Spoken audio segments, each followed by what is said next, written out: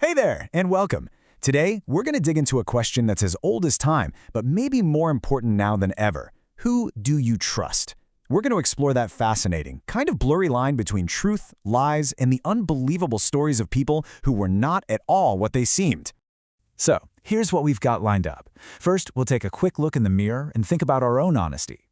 Then, get ready to meet some of history's greatest imposters.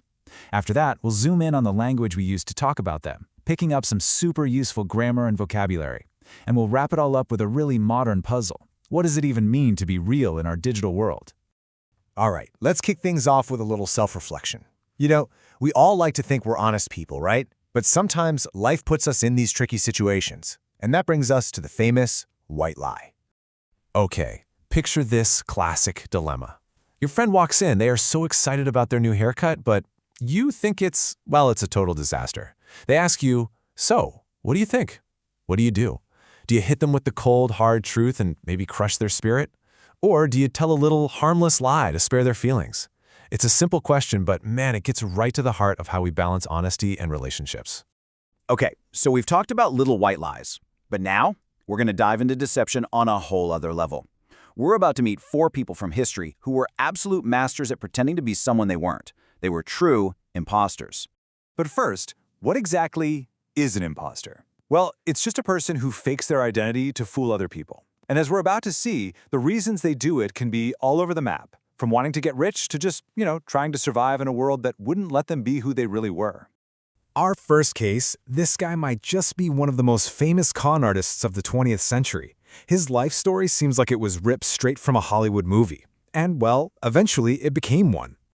I mean, can you believe the audacity? As a teenager, Frank Abagnale successfully pretended to be a Pan Am pilot, a doctor, and even a lawyer. He flew all over the world for free and cashed millions in fake checks. Of course, he got caught eventually, and his wild story was turned into that movie, Catch Me If You Can. All right, now for a story that's, it's a completely different kind of deception. Our next imposter wasn't some criminal looking for fame or money. Nope, this was a highly respected, brilliant army surgeon whose reasons were something else entirely. And what this story really shows us is that sometimes deception isn't about greed, it's about opportunity. Dr. James Barry was a pioneer, working to make things better for soldiers and ordinary people. The mind-blowing secret, which only came out after death, was that Dr. Barry was a woman. Back then, a woman couldn't have a medical career, so being an imposter was the only way to live the life she wanted and to help thousands of people. Our third story is much more recent, and honestly, it's a fascinating look at psychology. This isn't about faking a job, it's about faking your entire stage of life. This is one of those stories that's just hard to believe, right? At 31 years old, Frederic Bourdain enrolled in a high school in France, telling everyone he was a 15-year-old orphan. He even wore a baseball cap all the time to hide his thinning hair. His reason, he said he just craved the care and attention he never got as a kid. He just wanted to be a teenager again. And for our final imposter, we've got a man who became this huge voice for nature, but his own nature was a total lie. So back in the 1930s, this guy, Grey Owl, was a sensation in England. He'd give these powerful lectures about protecting the wilderness, all while dressed in traditional North American Indian clothing. But here's the thing, he wasn't who he said he was. He was actually an Englishman named Archibald Bologna, who had moved to Canada and completely reinvented his identity. His identity was fake, but his environmental work was very real and inspired a lot of people. Okay, we've just heard some amazing stories, but say you wanted to tell a friend about them. How would you do that? Well, you'd need a really key piece of English grammar called reported speech. It's basically the tool we use to tell someone what another person said, and it's absolutely essential for good storytelling. Let's start with a direct quote.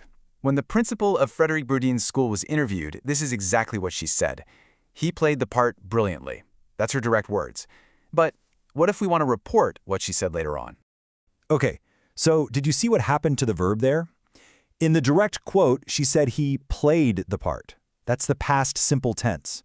But when we report it, it changes to had played. That's the past perfect.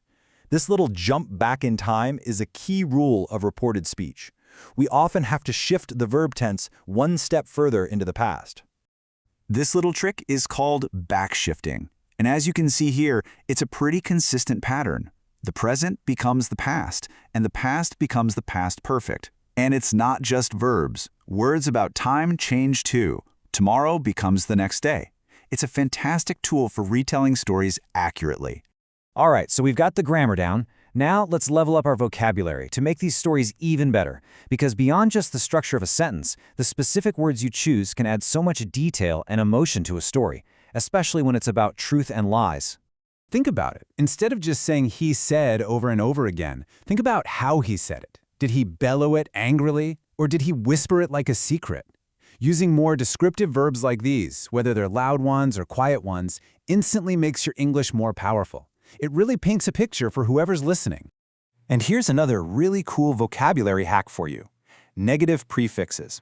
Just by adding a tiny prefix like un, im, ill, or dis to the start of a word, you can create its exact opposite. It's a super efficient way to basically double your vocabulary.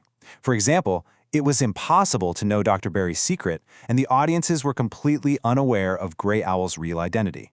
So we've been talking about impostors from history, right? But what about today?